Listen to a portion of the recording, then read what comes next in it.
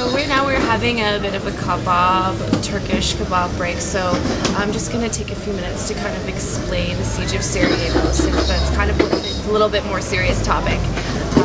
Historical reenactments aside, we're going to, the video is going to be addressing. Unfortunately, the Siege of Sarajevo, which happened between 1992 and 1995, is what Sarajevo is most famous for.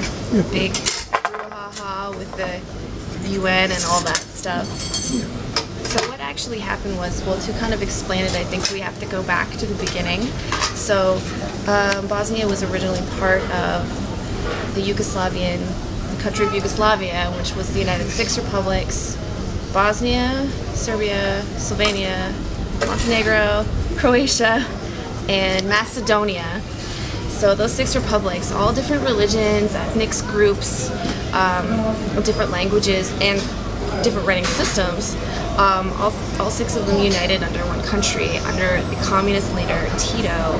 When Tito died in the 1980s, he was replaced. The next leader was Slobodan Milosevic, who, as we know, was tried for war crimes at The Hague, died before his trial was able to be completed. But Milosevic was a Serbian nationalist who basically kind of rallied this kind of radical section of Serbian nationalists around him, seeking to kind of create a pure Serbian state. So obviously, in trying to kind of purge these other ethnic groups, Sarajevo basically became this kind of symbol because of, it is, as we've kind of explained, it's Jerusalem, the Jerusalem of Europe. It is a symbol of tolerance and acceptance and multiculturalism. So that is in part why the Serbian kind of attacked this area. So we are going to go and we're going to show you a few different relevant spots and landmarks and such. Hopefully you'll learn a little bit more about the Siege of Sarajevo.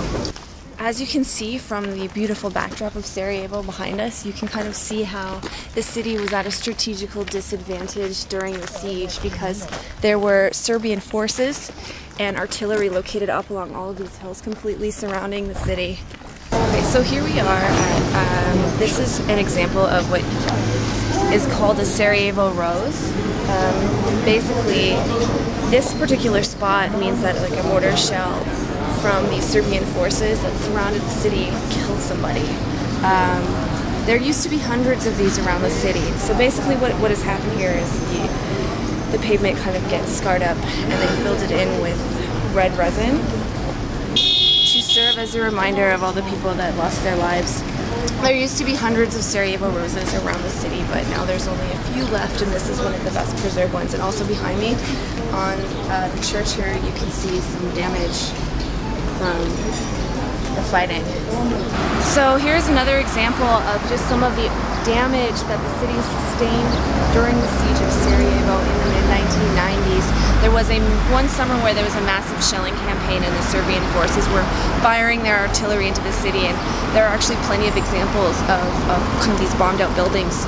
They're cordoned off because they're unsafe to enter, because there are likely unexploded ordnances still inside the buildings. So this kind of war damage is just kind of like part of the fabric of everyday life here. So here we are at the Sarajevo Tunnel, lying on the outskirts of the city.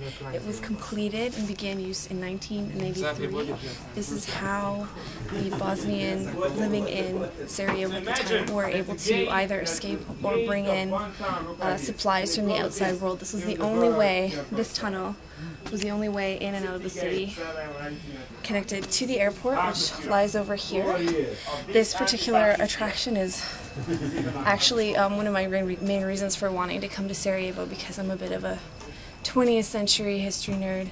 But if you hang on a second, we're actually going to go through the tunnel. Okay, so we're going to show you inside the tunnel now. This is how the supplies were transported in and out. They would run carts on these tracks here, sometimes with supplies, sometimes with injured. And it's really, really narrow and really, really short. I just bumped my head. Yeah. But it's cool down here, and it's little crotch lake outside. A little claustrophobic. A lot claustrophobic. Yep. And it's dark. Alright. And careful this last part, it's really, really... Ow! And I bumped my head again. And I just got your ass, I'm sorry.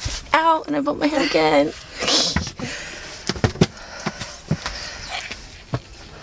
So obviously that's just a short portion of the tunnel.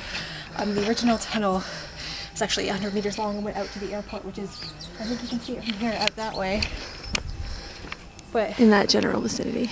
the majority of it has since collapsed, but it was completely dug by hand, and it was sort of the lifeline of Sarajevo during the siege. Okay, we're at the end of our trip in Sarajevo. We're at the airport right now on our way to Belgrade.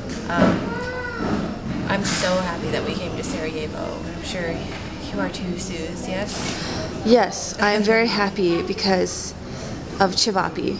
Yes, a couple things, tiny list of things that we liked about Sarajevo off the top of our heads. Cevapi, cheap beer, amazing history, great people. Like everybody that we met was super nice and really, really helpful.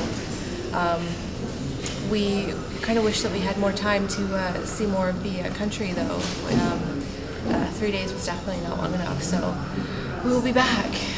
Goodbye, Sarajevo. Thank you for everything.